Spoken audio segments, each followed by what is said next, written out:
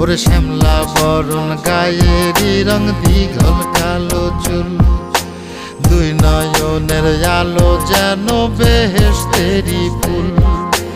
হীরা মন পাখি রে তুই, হীরা মন পাখি, হীরা মন পাখি রে তুই, হীরা মন পাখি। তোর আশায় আশায় আমি কণ্ঠ চাইয়া থাকি, তোর আশায় আশায় আমি কণ্ঠ চাইয়া থাকি।